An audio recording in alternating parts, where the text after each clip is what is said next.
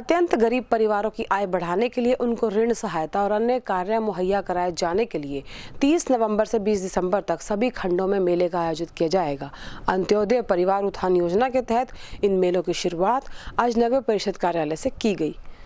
इस बारे में अतिरिक्त उपायुक्त एवं डीएमसी राहुल नरवाल ने ये जानकारी देते हुए बताया कि विभागों को स्टॉल अलॉट कर दी गई है। उन्होंने बताया कि हरियाणा रेड क्रॉस सोसाइटी को स्टॉल नंबर 1, हरियाणा राज्य बाल विकास परिषद को 2 नंबर, हरियाणा राज्य ग्रामीण आजीविका मिशन ग्रामीण को 3 नंबर, हरियाणा महिला विकास निगम को 4 नंबर, हरियाणा पिछड़े वर्ग एवं आर्थिक रूप से कमजोर वर्ग कल्याण निगम को 5 नंबर, पशुपालन डेयरी विकास एवं मत्स्य विभाग को 6 नंबर इत्यादि स्टॉल अलॉट की गई है, जहां पर इन विभागों के अधिकारी अपनी अपनी जगह पर बैठेंगे। उन्होंने बताया कि यहां पर एक वेलकम डेस्क स्थापित किया गया है। उसके बाद यहां आने वाला व्यक्ति काउंसलिंग डेस्क पर जाएगा, जहां पर उनसे पूछा जाएगा कि वह किस प्रकार का कार्य करना चाहता है। आज मुख्यमंत्री अंत्योदय परिवार उत्थान योजना का मेला भिवानी जिले में नगर परिषद भिवानी में लग रहा है और ये मेला नगर परिषद में 30 और 1 तारीख को लगेगा। आज 313 बेनिफिशरीज़ को हमने कॉल करके बुलाया गया है, कल 300 है, तो टोटल 613 बेनिफिशरीज़ है। 15 डिपार्टमेंट की स्टॉल्स लगी है। यहाँ पे एलडीएम और बैंक प्रतिनिधि है, तो यहीं की यहीं department loan application concern bank को फॉरवर्ड कर देगा और यहीं की यहीं प्रोसेस हो जाएगी।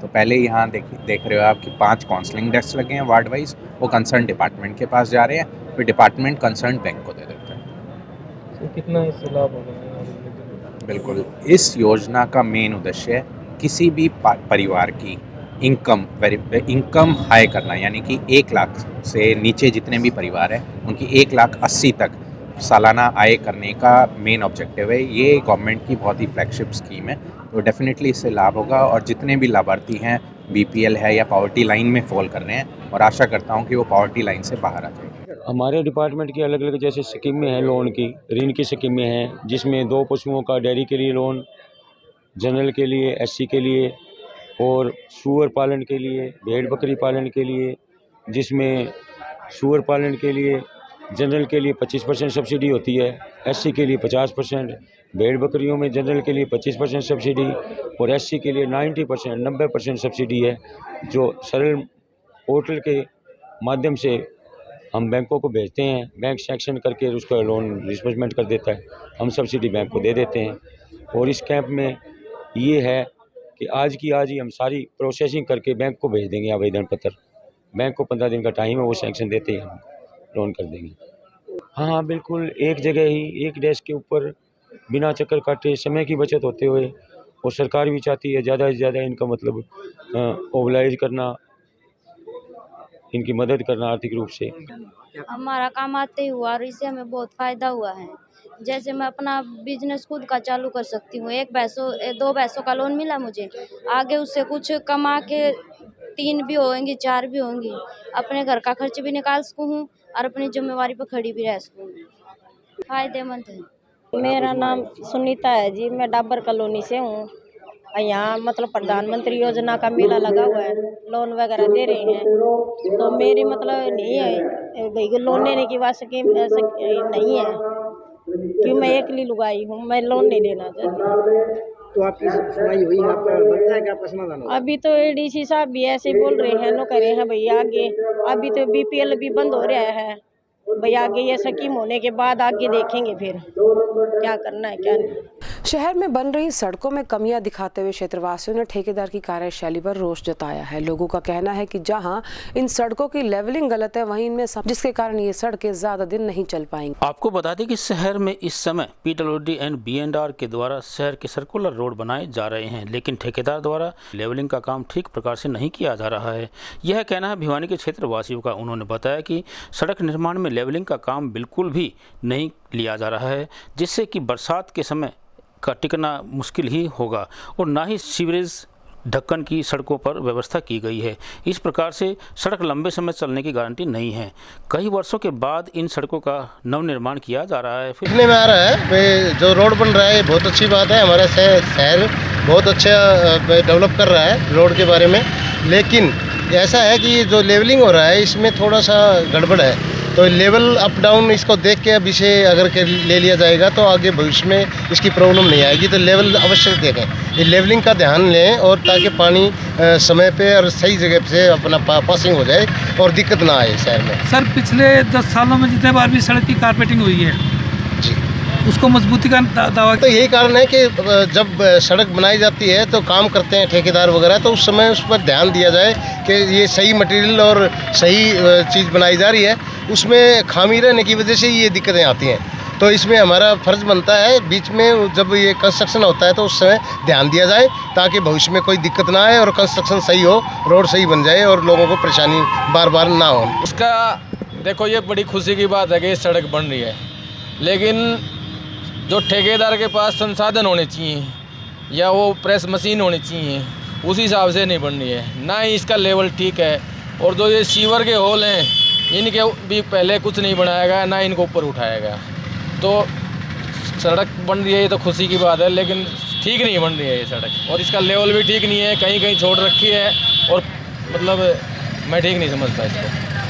क्या कहेंगे अगर पानी की बात की जाए तो? पानी की बात की जाए तो ये जो तारकोल का रोड है ना, ये पानी लगते ही टूट जाता है और बारिश में आते ही ये रोड बिल्कुल 2 दिन के अंदर धुल जाएगा।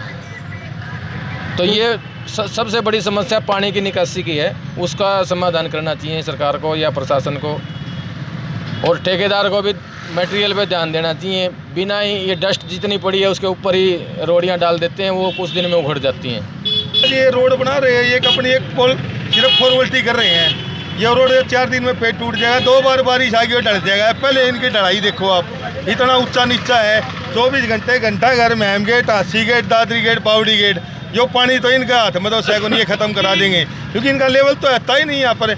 अभी एक बरसात आएगी जब देखना आप यहाँ पे चौकी भी डूब जाएगा नहीं बार, तो पुलिस वाले भाई परेशान हो जाते हैं इनके वजह से।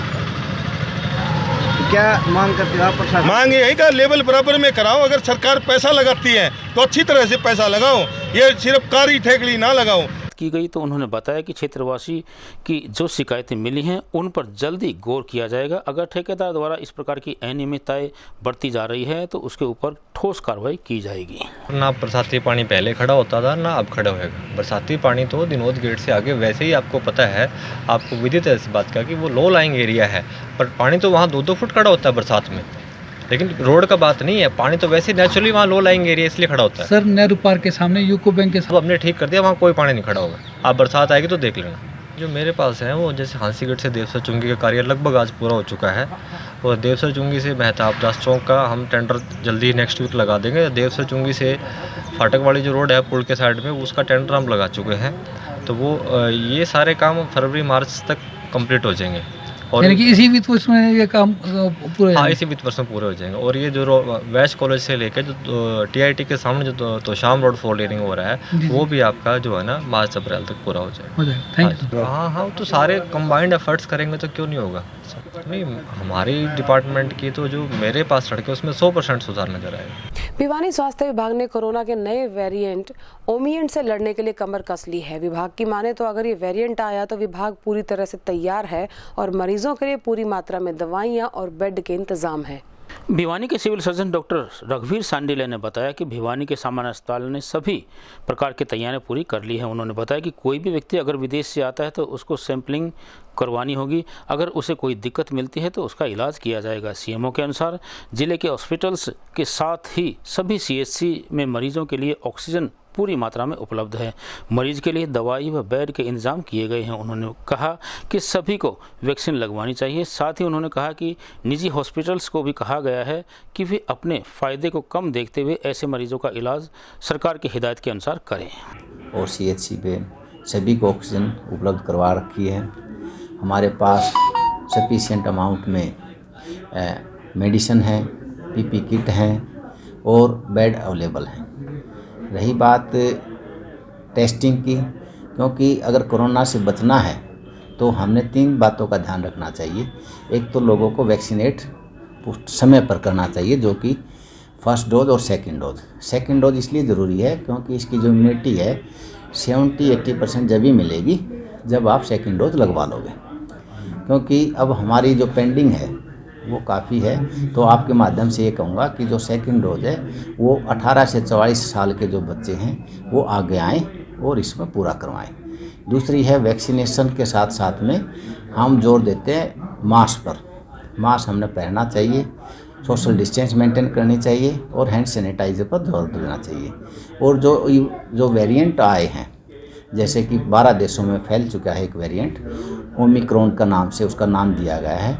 तो ये वेरिएंट है, ऐसे जो विदेश से आने वाले यात्री हैं उनको प्रॉपर टेस्टिंग होगी और उनकी स्क्रीनिंग हो करके टेस्टिंग के बाद उसको होम आइसोलेशन और पॉजिटिव आता है तो उसको फैसिलिटी क्वारंटाइन भी किया जाएगा। तो इसके लिए हमें आज वीसी हुई थी और वीसी के अनुसार भी हमने सभी को हिदायत देती है कि हम इसका प्रोटोकॉल के अनुसार मैनेजमेंट करेंगे। भिवानी स्वास्थ्य विभाग पूरा तैयार है। इसमें लोगों से प्रार्थना यही करूंगा कि उनका जो कार्य है वैक्सीनेशन करवाना, उसमें हमारे को सहयोग करे। हमने हर घर दस्तक के तहत भी हर घर तक पहुंचाने की कोशिश की है कि कोई भी लोग बचा ना हुआ। सर एक हमने हमारी तरफ से नहीं, ये सरकार की तरफ से और हर एक जिम्मेवार व्यक्ति का फैसला है ये कि जो भी आदमी है जो एलिजिबल है उसको वैक्सीन लगनी चाहिए। अगर उसको वैक्सीन लगाते हैं हम समय पर तो उसको इम्यूनिटी बढ़ेगी और हम तभी ही कोविड से लड़ सकते हैं। जैसे कि गैदरिंग होती है, चाहे हॉस्पिटल में हो, चाहे ब्याह शादी में हो, चाहे फंक्शन में हो, तो उनसे सभी से प्रार्थना करते हैं वो उन्हीं में भाग ले जो फुली वैक्सीनेटेड हैं, क्योंकि हॉस्पिटल जो होता है सबसे सावधानी वाला स्थान होता है। तो इसमें लोग स्वस्थ रहें, एक दूसरे को इन्फेक्शन ना फैलाएं। तो इसके लिए जो भाइयों ने और बहनों ने वैक्सीन नहीं लगवाई है तो उसकी सुविधा हमने दी है। हमने वार्ड में जाने के जो रास्ता है उसकी एंट्री पर एक वैक्सीनेशन साइट बनाई है। ओपीडी के टाइम ओपीडी के बाहर एक वैक्सीनेशन साइट बनाई है और हमने आदमी बताए हैं कि वो पूछें हर आदमी से कि आपको वैक्सीनेशन लगी है या नहीं लगी है। नहीं लगी है तो वो लगवाना चाहे उसको लगवा सकते हैं। आगामी 9 दिसंबर से 14 दिसंबर तक चलने वाले अंतर्राष्ट्रीय गीता महोत्सव के लिए शिक्षा विभाग द्वारा भी आदेश जारी किए जा चुके हैं। आपको बता दें कि शिक्षा विभाग द्वारा सभी प्रतियोगिताएं पहले की तरह ही नियमों के अनुरूप कराई जाएंगी और सबसे आकर्षक कार्यक्रम 55,000 स्कूली छात्रों द्वारा गीता श्लोकों का सामूहिक पाठ रहेगा। आपको बता दें कि इस बार के कार्यक्रम में 55,000 स्कूली छात्रों द्वारा यह पाठ विश्व शांति के लिए अपने अपने विद्यालयों से ऑनलाइन किया जाना है, जिसकी प्रस्तावित रूपरेखा के अनुसार सभी 22 जिलों में यह कार्यक्रम करवाया जाएगा तथा प्रत्येक जिले से 50 विद्यालय चुने जाएंगे, जिनमें से प्रत्येक विद्यालय से 50 छात्र छात्राएं जोड़े जाने की योजना है। इस कार्यक्रम के लिए जिला वार नोडल अधिकारी भी संबंधित जिला शिक्षा अधिकारी द्वारा मनोनीत किए जाएंगे, जिनकी सूचना जिला कुरुक्षेत्र के जिला शिक्षा अधिकारी कार्यालय में दिनांक 30/11/2021 तक पहुंचानी जानी है। इस कार्यक्रम में श्लोकोच्चारण की समरूपता हेतु राज्य के प्रत्येक खंड से 2-2 संस्कृत अध्यापकों प्राध्यापकों की कार्यशाला का आयोजन दिनांक 26/11 को कुरुक्षेत्र में किया जाना है।